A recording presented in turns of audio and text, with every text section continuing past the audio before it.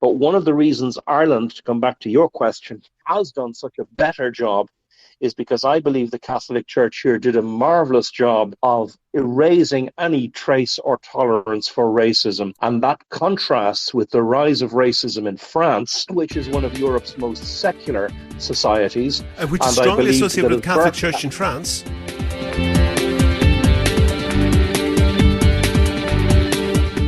This is Here's How, Ireland's political, social and current affairs podcast, presented by William Campbell.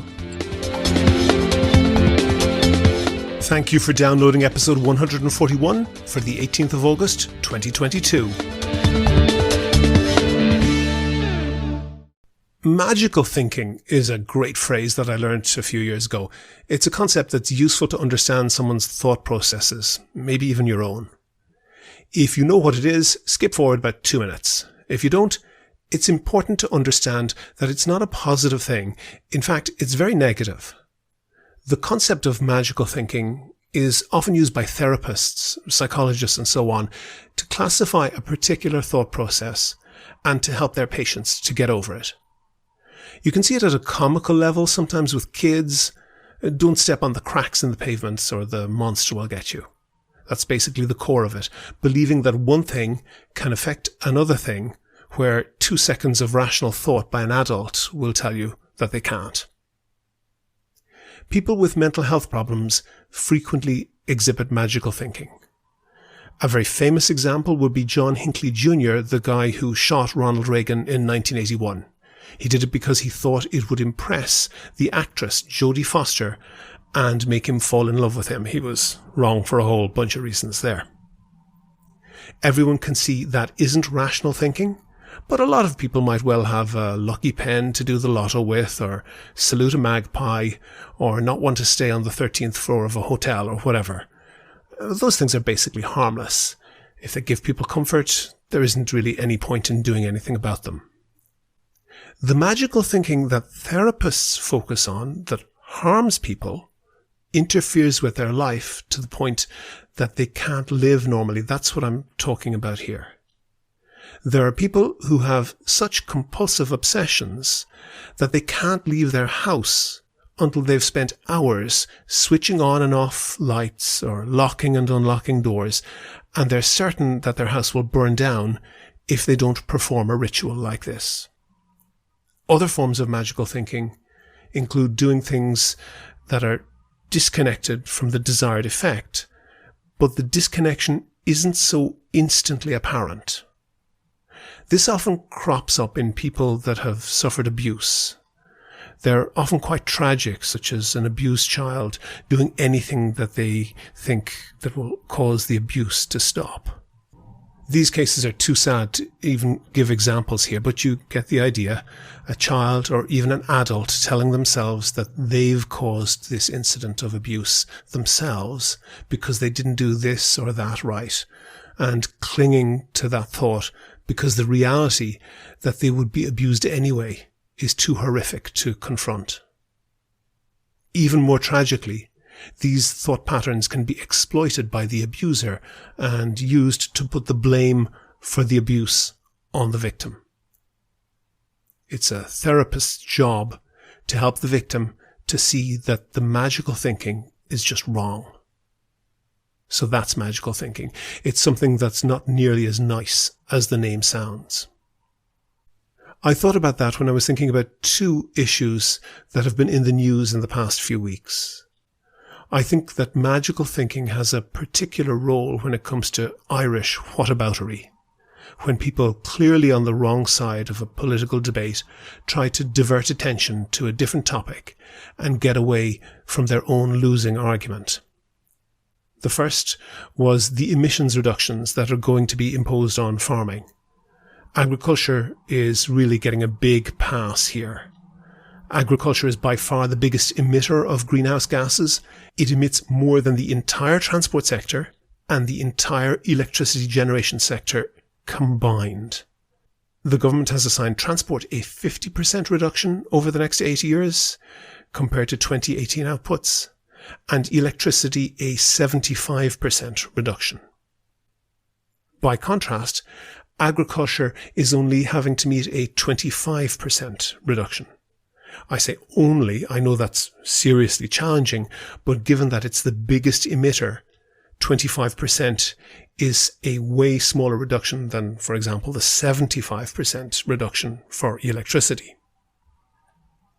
As with any suggestion for change, there's a lot of opposition, and as with anything to do with farming, that opposition is very well organised and has lots of access to the media and no shortage of sympathetic commentators. Every possible point in opposition gets more than its fair share of media coverage. One of those points is that, in the Amazon, deforestation is going at a pace to provide land for farming, which is often beef ranching, under the COVID-denying, climate change-denying populist Trump of the tropics, President Bolsonaro. The line that I'm talking about was best exemplified by a whole slew of people who said some variation of the theme that it was better not to do anything to reduce Irish beef production because the expanding beef production in Brazil is more carbon intensive, meaning that it emits more CO2 equivalent per kilo of meat than production in Ireland. I'm in no way sure of that claim, by the way, but I'll let that pass for the moment. It's the magical thinking that I'm concerned with here. Maybe you've spotted it. It's to imagine that there is a cause and effect between reducing Irish beef production and increasing beef production in Brazil. Irish farmers and their representatives are essentially saying that the reason they want to keep up beef production is because that will reduce beef production in Brazil.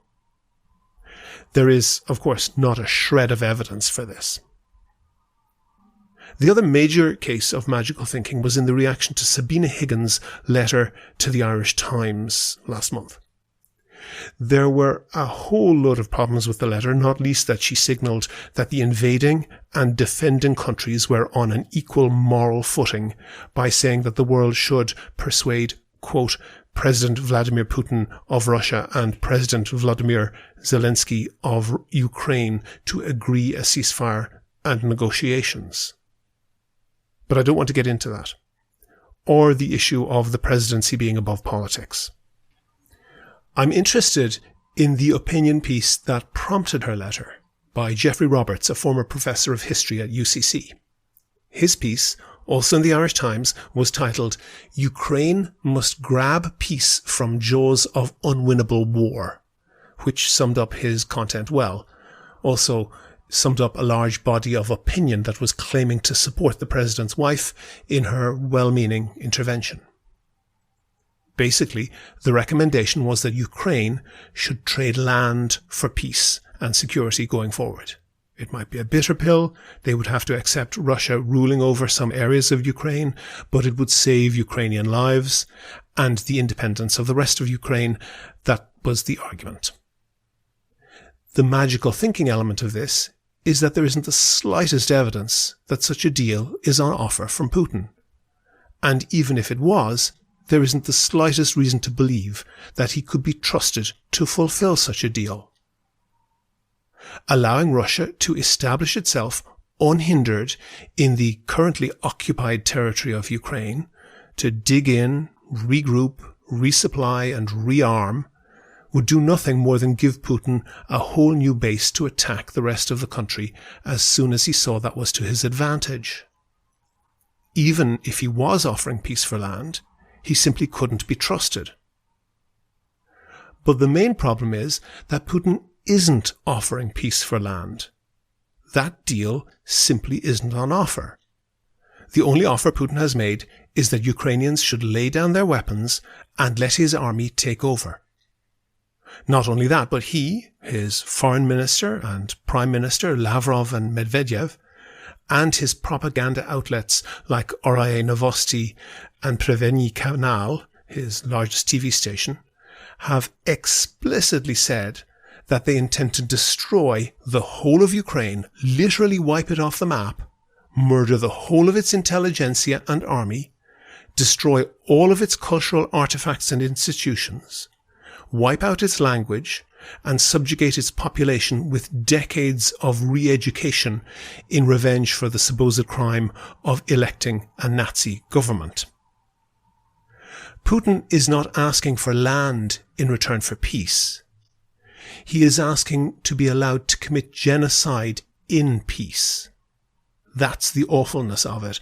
And I suspect that that awfulness is why old lefties who are in the habit of trotting out the line that everything bad in the world flows from the Western Anglo-American alliance, they just can't cope with all the evidence that, in this case, that isn't true.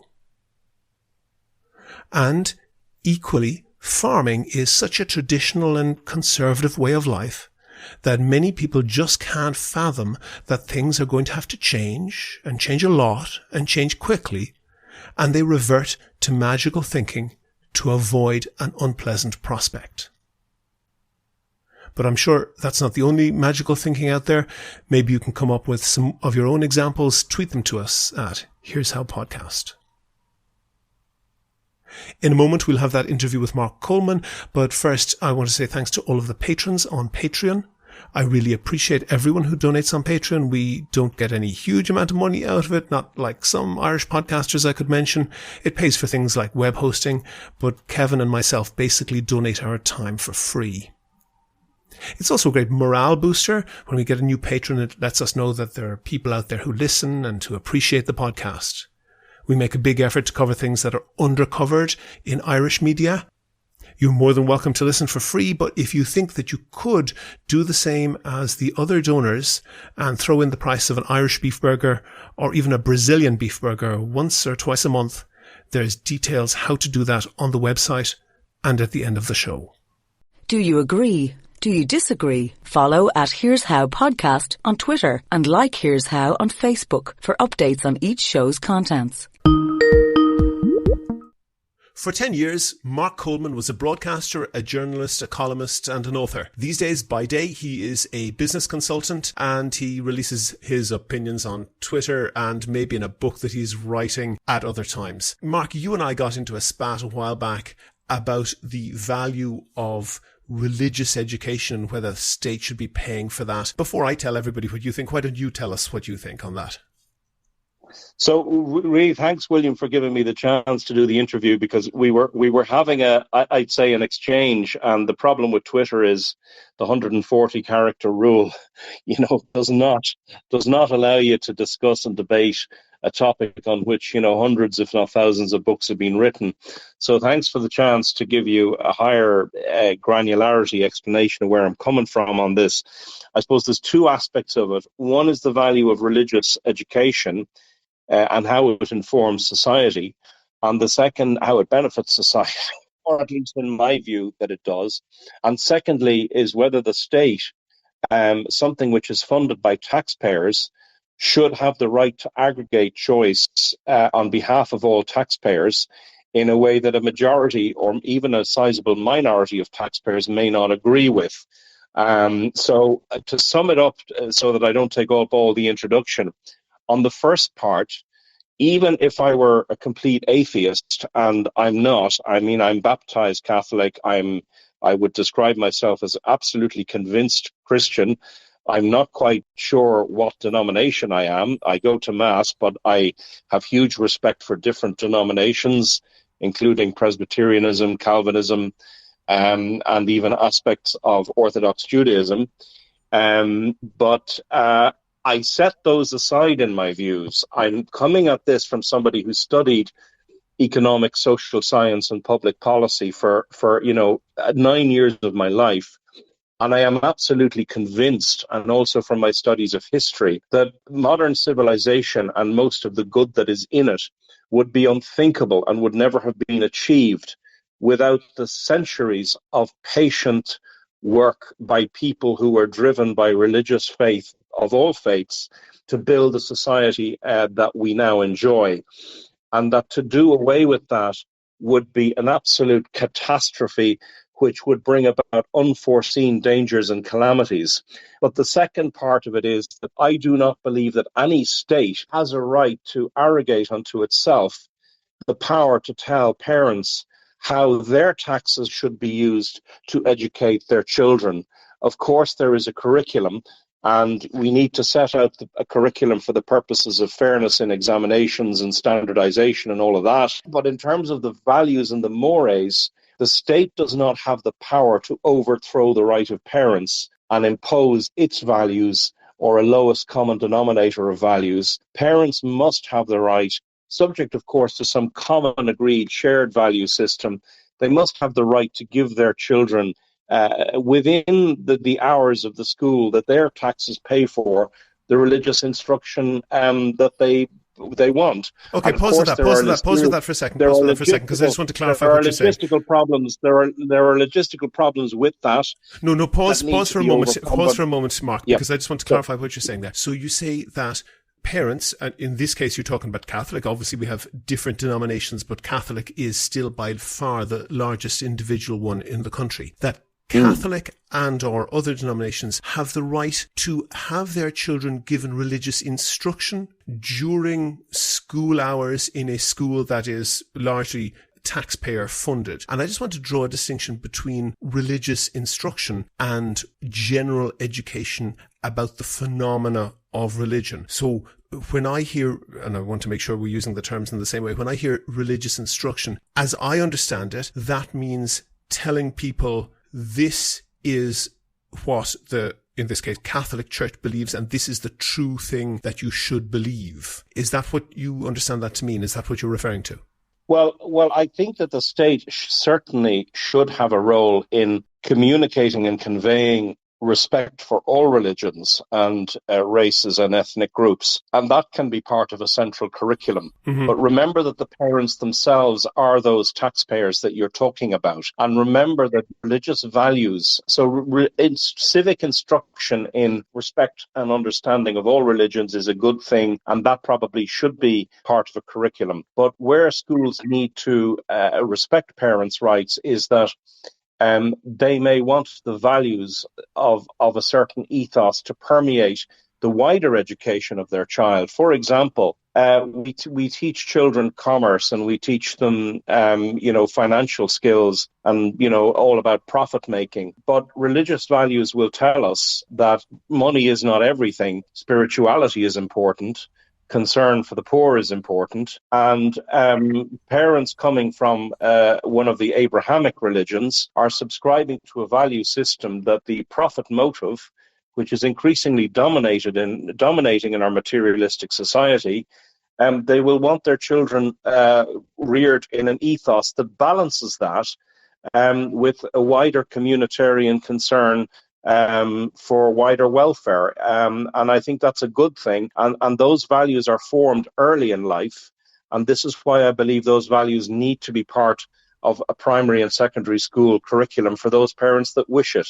Okay, I want to pause on the idea of what those values are for a moment. We'll come back to that. But I just want to ask you, because as I know, I've listened to you on the radio, you were on News Talk for a good few years, and I've heard you express opinions about a whole variety of things. And given the political outlook that you seem to have, which I respect, even if I, don't agree necessarily with everything, I think you're a reasonable fellow. I think you're coming maybe from a fairly libertarian point of view, but I don't really see you as someone building a cabin in the woods with a twitchy finger on an AR-15 and jars of your own urine stored in cupboards and writing pamphlets about the world government in league with lizard people or whatever. But I think you're relatively libertarian in a more sensible sense, and that you have a skepticism about the government having too much control over people's lives. And it seems to me, even though, as you say, the parents are largely the taxpayers, that those two sets don't overlap perfectly, but they overlap very significantly.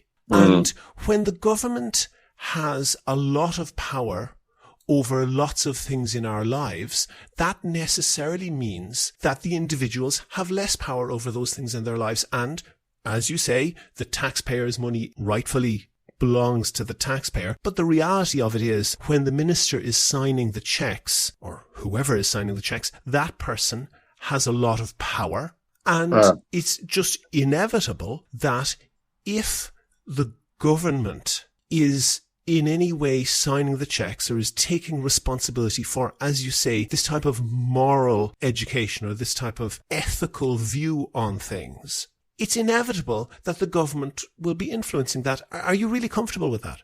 I'm trying. There's a lot in. It's a very rich question and a very rich lead up to the question, and I'm trying to figure out which part of it you would like me to respond to. But Well, the core point is let me try and that phrase the question. we don't want to give the government. Okay, go ahead. So what I think you're saying is, if we want to give the government the power over us as individuals? Let me say, first of all, I'm not a libertarian in the extreme sense, and I am as worried as you are with the rise of extremism, particularly in the United States, and the sort of extremist, extra-constitutional sort of gun lobby. But I would warn that one of the reasons for that is that America, while it is a great country full of great people, I don't believe it's actually a society anymore. And in the last 40 years, I think you're correct, but I don't want to go down that path. Bear with me, because I'm actually answering your question, but I need to kind of, as you built up your question, I need to build up my answer too. So what I'm trying to say is that you did have a society in America 40 years ago where you had a much greater sense of shared values, and they were largely Judeo-Christian values. They were moderate Judeo-Christian values. And I think, unfortunately, that common value system has broken apart, and you now have America drifting into extremes of both the far right and the extreme left as well. And for every nut extremist on the right, there's an extremist on the left, by the way. And that's very regrettable. And that's precisely why I believe that government, without unduly restricting the rights of individual taxpayers, such as atheists who do not believe in religious education, should try to build flexible mechanisms that give as much diversity as possible in educational values. The curriculum, of course, on mathematics and English and history and Irish and all that needs to be standardized, accept that. What about biology? But insofar as values inform the character building and the moral structure of the human, the government's job is not to impose one religion or another. What if somebody says, I don't want my kids taught about evolution? If they say their kids don't want to be taught about evolution, well, we can say that I personally would disagree with their choice, but I would respect it. I'd strongly disagree with it, and I'd urge them, to think again. But I do not believe the state has the power to overturn or interfere in the private religion. There are Orthodox Jews who don't believe in evolution. There are Muslims who don't believe in it. It's not just Christians. There are other religions, we could go into, who don't believe that science is the be-all and the end-all. I believe in rational science. But by the way, one of the most devout, Ussher, who was, I think, did we both go to Trinity? William Ussher was regarded as the foremost scientist of his day. He founded the University Philosophical Society, of which I'm very proud to have been the 304th honorary secretary. And he was regarded at the time as one of the avant-garde, most progressive thinkers of the day. Yes. He didn't believe in evolution. So it just tells you that science itself. I should note, Mark, am I correct in saying that he is the person upon whose calculations this idea from modern day evangelicals, they come to the idea that the world is 6,000 years old? The earth is about 6,000 years old. But look at, in 100 and 200 years' time, with quantum mechanics, our understanding of how old the university is, that scientists hold today, may look as ridiculous in 200 years' time as Ussher's calculations seem to us now. Humanity is the Earth is about 4 billion years old. If you look at a clock and it was a 24-hour clock, human intelligence has only been around for a fraction of a second of that 24-hour period. The idea that we know it all, even from a scientific standpoint, is nonsense. We don't. We have thousands, tens of thousands of more years of scientific discovery ahead of us. And I actually believe, particularly interesting is quantum mechanics, may actually lead us back to many of the precepts that our ancestors had, and many of the precepts our ancestors has, which look completely ridiculous to us now, may be validated in the most surprising way by the science of the future. I wouldn't rule that out. Okay, fair enough. But my question wasn't that. My question is, when you have the government making decisions about what is and is not the ethical, the moral standards that should be taught in schools, isn't that a problem?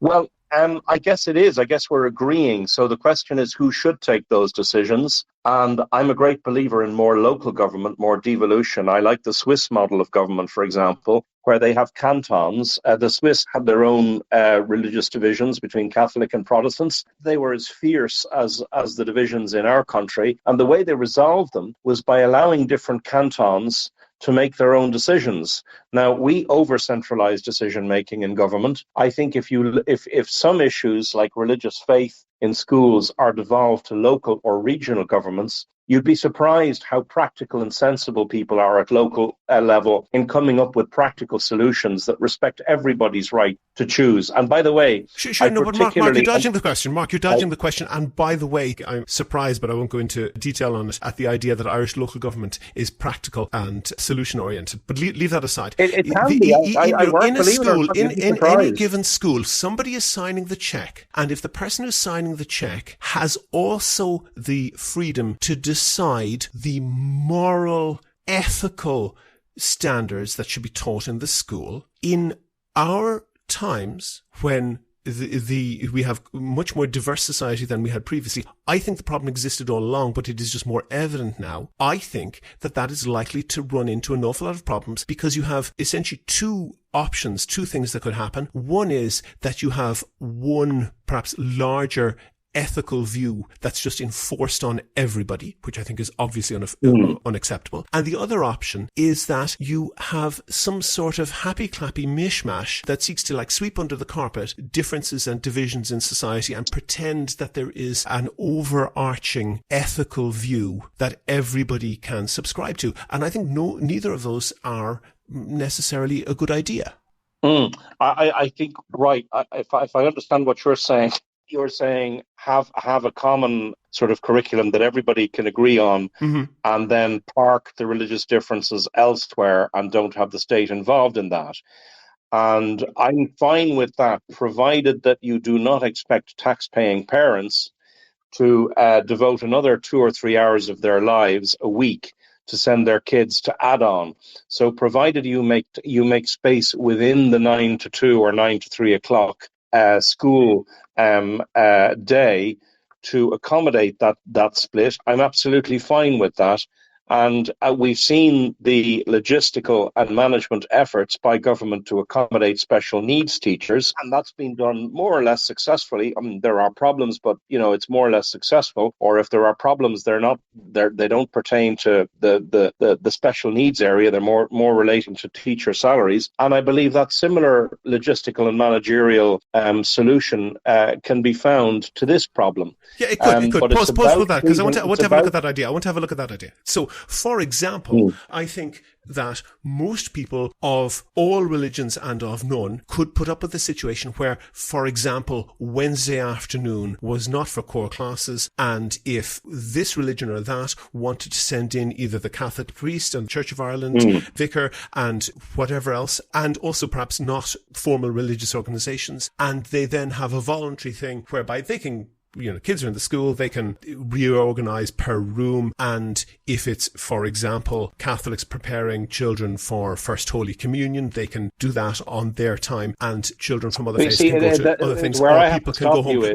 Pause, Mark, I want to finish this point. Yeah. But as it happens, because they were previously in a very powerful position, the Catholic Church has gone to very, very extensive efforts to make that impossible. And in particular, there is an explicit instruction for primary schools, Catholic primary schools, which are more than 90% of the primary schools in the country, to have their religion class right in the middle of the day And people might not happen in the leafy suburbs of South County Dublin where, the media elite hang out. But in most places, in most towns, if you are someone who doesn't want your child to get Catholic religious instruction, then you will be told that you have to show up at 12, having dropped your kid off at 9 or whatever, show up at 12, take them out of the school and entertain them or do whatever it is for an hour and then bring them back at 1 in order to continue the school day. And it's deliberately done. There's no doubt about this. It's deliberately done in order to make as difficult as possible. Now, allow me to finish. Mark, allow me to finish because there's a whole host of examples of how Catholic school boards, I think it is perhaps more than the actual individual teachers, have gone to really incredible and incredibly vindictive lengths to try to make life difficult for people who didn't want to participate in that. Parents have been told, for example, that their child must sit in a room and not even be allowed to read a book, because if they were allowed to read a book, then other kids and other families would not want their children to participate as well. And that seems very clear that there is a determination to coerce people who are maybe really not wanting it or maybe on the margin of not wanting their children to take part in Catholic instruction in order to coerce them into doing that. And that's a situation that the particularly Catholic school boards created. And that may in years to come back to bite them on the ass, but that is what they created. And that's incredibly unethical, isn't it? Well, there's a lot in your question. It's a very large question. It's a very rich question. It's got a lot of great stuff in it.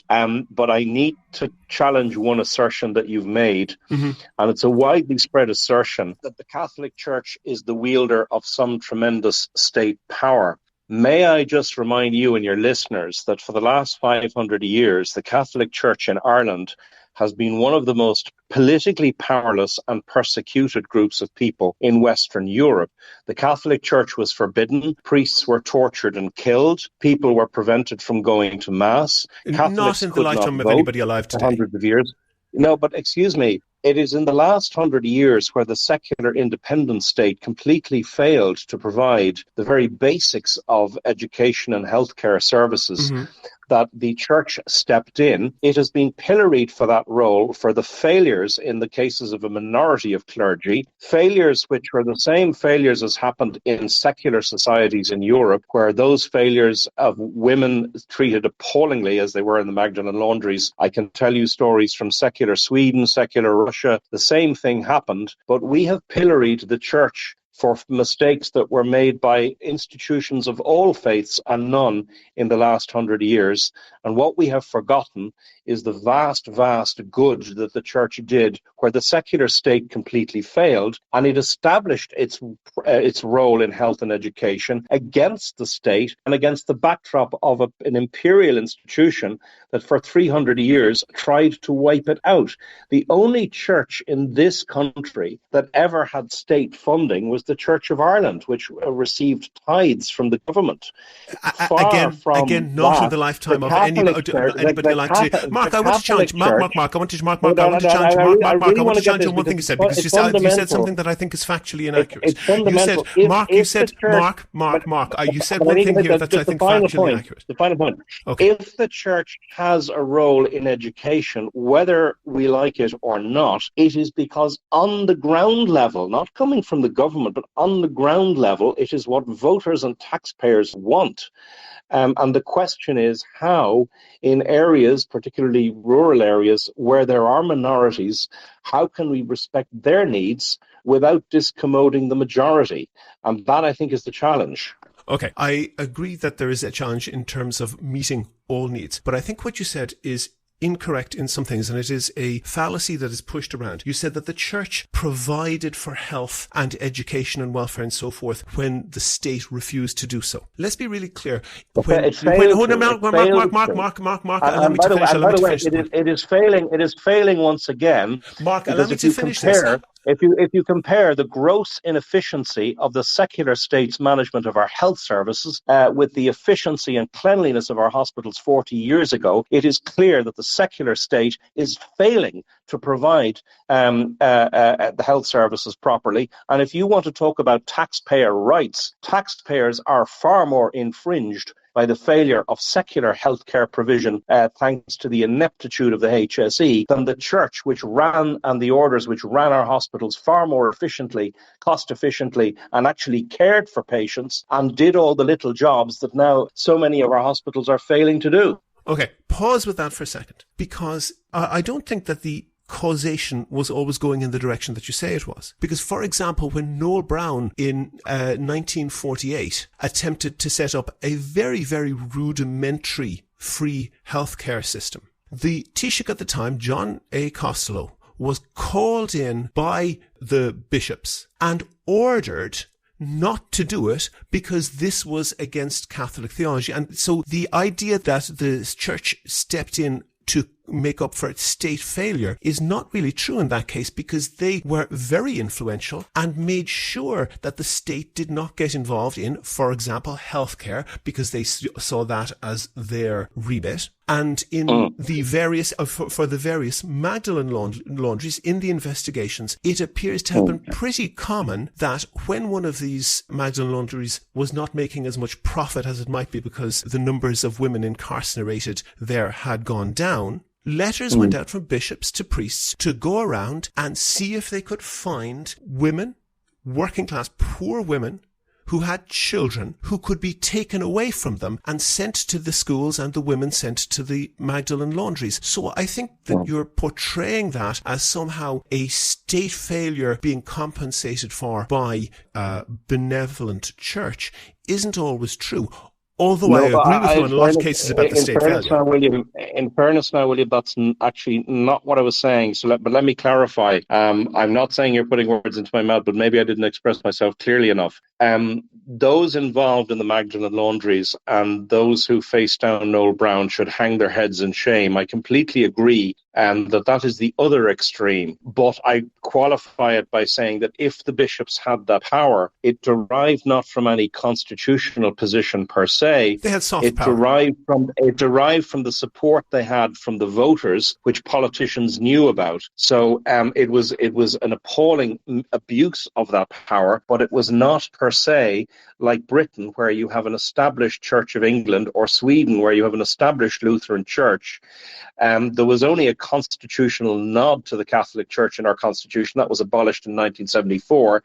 If the bishops had and abused, which they did, that power, they did so because it derived from the support from the people, not the state. But in relation to this, I wasn't saying that the benevolent church was overcoming an inept state in the case of the Magdalene laundries. Far from it. In fact, I denounced they engineered a situation that was massively profitable. On that. What I was saying was contrasting the financial inefficiency of the modern state in providing, for all the experts and PhDs and academics it has advising it, it's blowing taxpayers' money through the roof in providing services that were provided far more cost effectively by the church, and notwithstanding the compensation which the church should pay to the victims of its own mismanagement and gross abuse. It is still the case, and it I think indicates no disrespect to the human suffering of those people. It is still the fact that the church in aggregate has made a far, far greater contribution to the Irish state and economy and people than it has inflicted, as it undoubtedly has, trauma and suffering on an unacceptable level. Where it has inflicted suffering, and the stories of the Magdalene laundry, it is no defense, but it is important to say it was not unique in that respect. I can point you to societies like Sweden, like Soviet Russia, in Ukraine in the 50s and 60s and 70s, in Russia, in secular Romania. There are equally appalling stories of human suffering. That is a result of human evil, and unfortunately it is common to institutions of all faiths and none. It is not specific to the church, the Catholic Church, but that does not excuse the Catholic Church in the instances where it did fail in that regard, which it clearly did. Okay, I have a bit of skepticism about the argument that everything they did wrong was just individual human failure and everything they did right was due to the institution, and that righteousness can be inherited by the current organisation. But pause that for a moment. What I want to just ask about is the very, very practicalities of this. And you were, when we were on Twitter, you were very much defending the Catholic Church patronage of schools, and primary schools are obviously particularly important in this case. And don't want to rip on people who live in South County Dublin or urban media elite and so forth too much, but most people in Ireland live somewhere where their kids, basically all the kids on the road, go to the same school, and they have little or no physical opportunity to go to any other school unless they're very wealthy, unless they can devote a huge amount of time to commuting, and unless they can perhaps send their kids to a boarding school. But the great bulk of people, everyone on the road, goes to the same school. And that's a good thing. That's a pro-community thing. And as our communities have developed in every corner of the country. So it is not only in leafy areas of South County Dublin that you get diversity. I was very taken by an interview that Virgin Media reporter did about Ukrainian kids being integrated in a school in Kerry, and they said, and let's talk to the Irish kids about what they think of the Ukrainian kids coming. The diversity of the Irish kids was very remarkable in that as well. And particularly where we have quite a lot of immigrants, not just the Ukrainians, but everyone, it is particularly important that people meet and mingle and have friends right across the community, and not to create a siloed society, as has happened on the continent and perhaps also in the UK as well, where you have areas of a city that are definably of one ethnic group and another, and they all have their own schools as well as everything else. Ireland, perhaps because of last mover advantage, has done better on that. And the way in which majority ethos was enforced when you and I were kids, I would hope you would recognize was completely unacceptable, and it's not something that we could do now. So if you're to have those two things, to have most kids on the road all going to the same school so that you build a real community in the towns and villages and larger cities of the country, then it is not feasible to enforce one ethos on all of them. Isn't that correct? Well, you see, the thing about this is a great snug conversation, right? And you ask a question at the end of it, and I love the richness of what you're saying. But the problem is you make before every question a number of suppositions and assumptions that I don't agree with. So tell me the ones you disagree with specifically. Well, let me start with the one that the church enforced a majority ethos on us as kids. First of all, I don't think kids play a blind bit of notice to a lot of what they're taught at school. So I think one supposition or assumption that we both might be making erroneously is that, it's going to have much influence on kids in any event. I suspect that whatever system of value instruction we have in schools, kids are going to get most of their values from social media, just like we got them from the back of the bike shed. So let's start by recognizing the limitations of an education system in influencing any young person, because they tend to be quite capable of making their own minds up. Pretty influential on the crux between the Falls and the Shankill. Pretty influential. But second, let me say, and here is where I do need to really make a strong point. Mm-hmm. You say that you use the term last mover advantage to describe why we have done a better job of integrating migrants. And I agree with you that we have. But actually, the reason we have, I think the key driver is precisely the Catholic social values of inclusiveness, of respect for people of all different faiths, colours, which we grew up with, and the engagement of the church in the yes, absolutely. Well, I didn't. And I believe it is no accident to me. And my big hero, my intellectual hero, is a man called Edmund Burke. You may have heard of him. Mm-hmm. He was regarded as a great liberal in his day, although he would now be regarded as a sort of a conservative thinker. But what he explained, and this I think goes to the heart of what we're discussing, is that the power of any government to be effective in imposing shared rules and values ultimately depends on the faith and the value system of the people on the ground, or what he called the little battalions. And to sum up what he believed, You cannot make a better world from the top down, that is, by government action, unless someone is acting from the bottom up to make better people to live in that world. I don't believe government and religion are enemies. I believe they're complementary co-actors. They're part of a yin and yang. And one of the reasons that Western democracy is going off the rails is we've forgotten that. We have assumed that only government can improve our lives and society, and we are more and more doing away with the institutions like the church, the nuclear family, settled communities.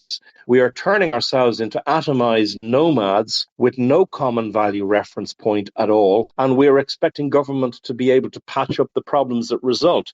It's going to head for disaster. But one of the reasons Ireland, to come back to your question, has done such a better job is because I believe the Catholic Church here did a marvellous job of erasing any trace or tolerance for racism. And that contrasts with the rise of racism in France, which is one of Europe's most secular societies. Which is strongly associated with the Catholic Church in France. As Burke said, if you create a vacuum, something base and evil will enter into it. The French establishment has spent the last 100 years trying to wipe Catholicism off the map in France, and the result it is create a moral vacuum into which the far right and elements of the far left have now created a bitterly divided social society. Okay, I don't want to go too much into France. The same is happening in secularized Republican America. I thank God that we have a good Judeo-Christian value system, which has made us one of the most successful countries in absorbing what I believe is now 15% of our population have come to us from other shores. And I believe that our ethos and value system has played a huge role in that success. Okay, pause with that. First of all, not going to go too deeply into France, but there's no question whatsoever that the far right in France is very intimately connected with the relatively small section of the population that are faithful Roman Catholics. But I don't want to go into that in great detail. But hold on for 1 second. Not exactly true. There's a distinct association. Mark, I'm not going to get into that. Because they are doing so. They are doing so because in France, the intellectual left have deliberately, systematically destroyed the Christian democratic movement in France, and they have done so to give those voters no option. One of the biggest reasons for the far right's rise in France is that they have been facilitated by a left which does not want a cogent, moderate, credible alternative to what they believe in. And that's another debate, I think. Okay, Mark, I think the idea that people who vote against the far-right party are the people who are responsible for its strength is a bit strange. But I just want to go on to one thing. Mark, I'm going to move on to one thing. Mark, I want to move on to one thing here. If you look at Francois Mitterrand, who was a left-wing politician, changed the electoral rules to facilitate the rise of the far right in order to split his opposition and keep in power. I'm not going to go down that road. The one thing I want to look at here is a religious instruction book, which I actually recognize, and I think it says a lot, and this has been shared quite widely previously, and it's straight out of a primary school Catholic catechism teaching, religious teaching, and it depicts on steps of a stairs going from the lowest plants up to animals, up to baby not baptized, and at the pinnacle, baptized baby. And it instructs the child that God loves the most baptized babies and babies who are not baptized less. So they're closer to animals there in that regard than they are to Catholic humans. And there is no question, and I can tell you just from my own experience, and I think anybody who, I think we're not exactly the same age, but who is perhaps of your or my generation, who went to a Catholic primary school, will be able to tell similar stories. And I have stories of where, in dealing with, like 10-year-olds, where primary teachers went on extended humiliating lectures against pupils who were sitting in the class or against their families who were perceived to be insufficiently Catholic. And I think that the idea that is A, permissible on the taxpayer dime, but B, in many cases, the only school that is practically available to people living in large areas of the country. That's outrageous. And I think that doesn't happen anymore to much degree. I think, I can hear what you're going to say, that, that's all in the past. And it is to a large degree. But what I would be fearful of, and some Catholics and some people who might be regarded as more extreme Catholics have expressed a fear which, and they don't phrase it in this term, but it's pretty obvious what they're afraid of. They're afraid that what they did to other people will now be done to them. And I actually believe in freedom, and I don't think that revenge is a good motivator in this. I think that even if the Catholic Church committed sins in the past, that's not any good excuse to victimize the current people, and I think it's a relatively small minority of this country, who are faithful Catholics, and I'm not talking about in the cultural sense, but people who are genuinely sincere Catholics who believe in the Catholic faith in a sincere way. And I don't see a way that you can have what is essentially a group ideology in a school in the average town in Ireland and not infringe on some people's rights. And if some parents don't want their kids to sit in the biology class, well, yeah, that's okay. But on the general run, I think that teachers should teach and not preach. And those two functions should be distinctly separate, and everyone should have available to them teaching. They should be taught facts, and they should be taught critical thinking, so they should be taught how to think, but they should not be taught what to think. I would say, if you want to do that, you cannot do that in modern Ireland and also have the country that we have. I would say that if you want to look at the predominant group ideology in Ireland today, it has nothing to do with Catholicism. Yeah, I agree. If you want to look at the group taxpayer-funded ideology in Ireland today, emanating in many cases from institutions of state, which are telling you what to drink, how much to drink, how not to smoke, what to do, how to do it, the plethora of regulation and finger-wagging admonition and restrictions in personal liberties that are tax-funded, 95% of it is coming from the secular state, is not coming from religious institutions. Yeah, sure. I think, Mark, I think your libertarianism, is coming through. I have to say to you, I went to the Star of the Sea school. I lived in Germany in the first 6 years of my life, where I went to, I think, a Lutheran kindergarten, believe it or not a Catholic one, because I grew up in a Protestant part of Germany, not a Catholic one. And in Germany, incidentally, you live in Germany, there's something called Kirchensteuer, where both the Lutheran and Catholic churches actually receive money from the state. And that is partly driven by the view that because of the extreme secular politics of the Weimar Republic created the vacuum that led to Hitler, there was a strong consensus with the CDU and the SPD that religious values were not only good, but essential to the maintenance of post-war German democracy. And I believe that the rising secularism of Germany, particularly the high secularism of the eastern part of Germany because of the social destructiveness of the vicious communist regime, is one of the reasons for the rise of the far right in that. But that's a different debate. But to get back,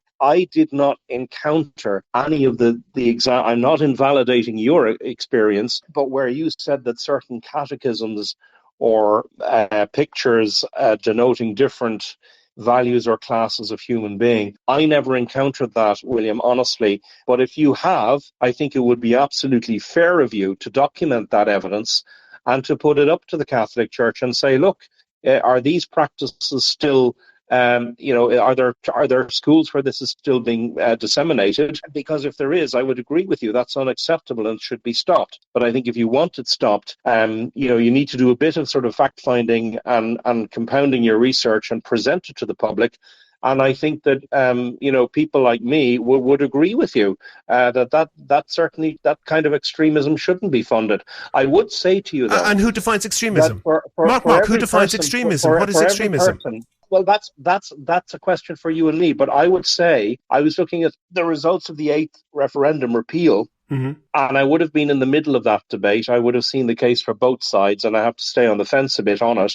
But I noticed one thing. I noticed that when you stripped out the home to vote, which is about 200,000 to 300,000, the number of domestic voters who voted in general elections, who voted no, is significantly higher than the 32% recorded. When you strip out the home to vote, there's much more, about 40% of the electorate who voted no. And the reason I mention them is because many of them will object. They will accept as Democrats that it was a democratic decision that went the way they didn't want it. Many of them might say, look, we now have a state which regards what they believe, rightly or wrongly, as an unborn child, as a second-class citizen. Not only do we have a secular state which relegates an unborn child to second-class citizenship, but it forces that significant minority of taxpayers to fund abortion, which they find morally objectionable. Now, I'm not saying I agree with their view, William. I'm not making that statement, but they hold that view as passionately, if not more passionately, than you hold a view about taxpayer funding as you see it going into religious instructions. So sauce for the goose is sauce for the gander. If atheists and secularists do not want taxpayer funding to go to funding religious values, then you have to accept religious voters will stand up and say, well, okay, I do not want taxes to fund secular activities that I object to. Okay, that's a reasonable argument. It's possibly not the one for today. I do want to be factually correct. In fact, the Kirchensteuer, the German religious tax, is paid by the taxpayer, and you can declare what religion you are or none and not pay it when you pay tax. And to be clear, the Kirchensteuer was actually introduced in the Weimar Constitution. It came from the Weimar Republic, not from post-war, and it was introduced to Austria by Hitler when Hitler took over Austria in the Anschluss. But I stand corrected, and thank you for correcting me on that. But I would still maintain, if I may, that it is recognized in the. It is now recognized widely by left and right. At least it was in the 60s and 70s and 80s when I was living in Germany, even by the left of the Social Democratic Party, that 40 years before in the Weimar Republic would have tried to dismantle all religious influence. It was recognized post-war how important it was to have religious instruction. And it's notable that both the Lutheran and Catholic churches have been extremely important bulwarks against the rise of anti-Semitism. And again, the contrast with secular France is, I believe, instructive, as is the contrast between the western part of Germany, where that consensus existed, and the eastern part of Germany, which was brutally secularized and which is now a stronghold of the far right. Okay, I don't want to go into too much details of the continent. I want to focus on Ireland for the moment. And one thing for the view, which I think is a wrecking amendment, I'll explain that in a moment, but the view which I don't know if you subscribe to entirely, but it is promoted by a lot of pro-Catholic people, particularly speakers from the Iona Institute, is that all the Catholic schools are there. Some of them perhaps will be taken away from the Catholic Church and given to the stewardship of other organizations or of secular organizations, but that you have a whole patchwork of schools, largely of different religions or of different ethoses. Now, I happen to think that's just physically impossible. Given Ireland's population structure, it might be possible in some very densely populated areas of Dublin, but mostly it's physically impossible. But my question is, even if it were possible, is it a good idea? Because I think it is necessarily the case that those schools will come under the influence of the most extreme among the religion. And I think that now, or even in the 1970s, no significant portion of Irish Catholics really thought that people who were not baptized as Catholics were lower than humans and closer to being animals. I think most Irish people had a moral sense that went way beyond what they were taught by the Catholic Church, and I think that they would not have followed that line of thought. And I think that's true for all religions. But we have seen, for example, in the UK, and there was what was called the Trojan horse scandal in Birmingham in Britain, whereby under Tony Blair thought it was a great idea that there would be lots of different faith schools. And of course, this is a much more densely populated country, so it is kind of physically possible to have different schools for different kids on the same street within a reasonable travelling distance. And I'm not going to go into detail about the Trojan horse scandal, and there was various other things happening, but schools were inspected, and a number of schools, Muslim schools as it happened, had behaviour that was just as problematic as the worst of what can be described in Catholic primary schools up to the 1970s and 80s. And just let me read a little bit from an Ofsted report that was done on Park View School. Students are not taught citizenship well enough to be properly prepared for a multicultural and diverse society. The inspection found a madrasa curriculum, and posters were found in the classroom saying, "If you do not pray, you are worse than a kafir." This is a slur against non-Muslims. Students were expected to fast during the month of Ramadan. That would be 18 hours of daylight in June and July, because Ramadan can fall often in summer, which would compromise the students' ability to learn and even their health. Girls who were suspected of being too friendly with each other were disciplined. Seating arrangements in the classrooms where the boys would sit at the front and girls would sit at the back. The annual sports days for boys and girls were held on different days to prevent them from mixing. Girls said that they were discriminated against and sent home because they were wearing clothes for a tennis tournament that was deemed to be too revealing. Subjects like biology and sex education were bowdlerized to conform with Islamic religious teaching, and pupils studying biology were not properly taught sex education or evolution. One teacher handed out a worksheet which said that women must obey their husbands and are forbidden to refuse their husband's sex. And the head teacher described the US as the source of all evil in the world. Another senior teacher frequently praised Anwar al-Wakari, an al-Qaeda recruiter who'd been involved in various terrorist attacks, and referred to non-Muslims as kuffar. Again, this slur. That I don't for a moment believe that the majority of Muslims, either in Britain or in Ireland, would have any truck with that. But the reality is that what happened when schools were given to the patronage of a particular religion, by definition, the more extreme people within that religion, the most active people, are the people who are going to be most powerful in that. And and I actually don't care whether it's Muslims or Catholics or any other religion, but I think that that is inherently dangerous. That where you have an atomized society, it is inherently dangerous that the most extreme and loud-mouthed and sharp-elbowed elements within each atomized group gets into such a powerful state-funded position. Isn't that a risk? I agree, but we also need to note that for every religious extreme, there's a secular extreme. So, for example, the secular French Republic was built on the mass murder of 400,000 Catholics in the Vendée. It was a systematic policy whereby the secular state decided that law-abiding or what year was this? People of Catholic faith were. This was 1794. Okay, but let's say in the last couple of centuries. What's relevant now? What's possible now? So the so-called East German in our own lifetime, the so-called schools in the so-called German Democratic Republic, children were denounced. Had their families denounced in classroom for not being sufficiently socialist. And not just denounced, were denied education, were refused to go to university, and so forth. Yeah. So there's equally vicious hate. In fact, under Stalin's Russia, it was even more brutal. So both secular ideologies are as capable of generating extremism as our religion. So the problem is not religion or non-religion, it's extremism which can infect either. I would agree and share your abhorrence with many of the examples that you cite. But I do think, as you yourself acknowledge, that I have Muslim relatives in my family. My uncle by marriage is a Kurdish Muslim man.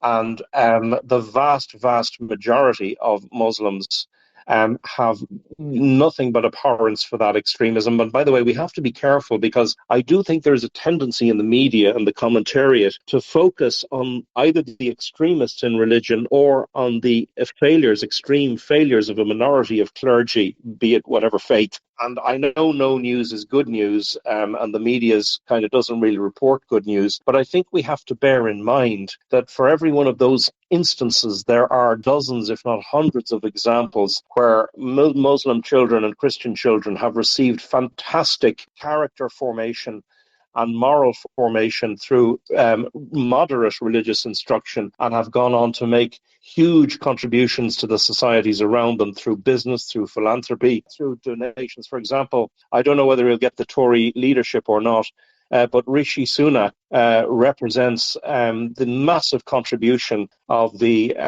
Pakistani and Indian people of very devout faith, and often very stronger in their faith than Western Christians are.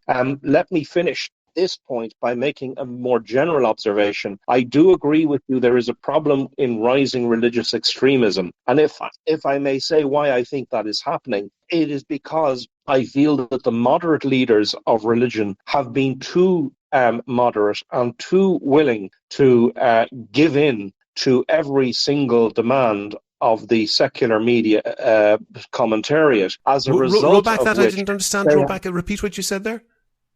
So the point is that I believe that religion is not there to give in to the demands of the current time. The whole point of religious faith is to provide an eternal anchor in eternal truths. But I think what has happened in some religious cases is that where the religion has become too soft and too willing to surrender its core values, and maintain a moderate but strong adherence to what it is there to do, the result is that it declines, and you see the rise of more extreme evangelical forms of belief in the case of Christianity, or more hardline Catholicism. And I believe this tendency is evident in politics also, in the secular world, where we see for example, the Labour Party in Britain failed to actually represent the working class, which is what its job to do. It seemed more interested in capitulating to every demand of the business lobby, and as a result of which we saw the rise of the far left Labour under Jeremy Corbyn. Well, I would contend that both religious and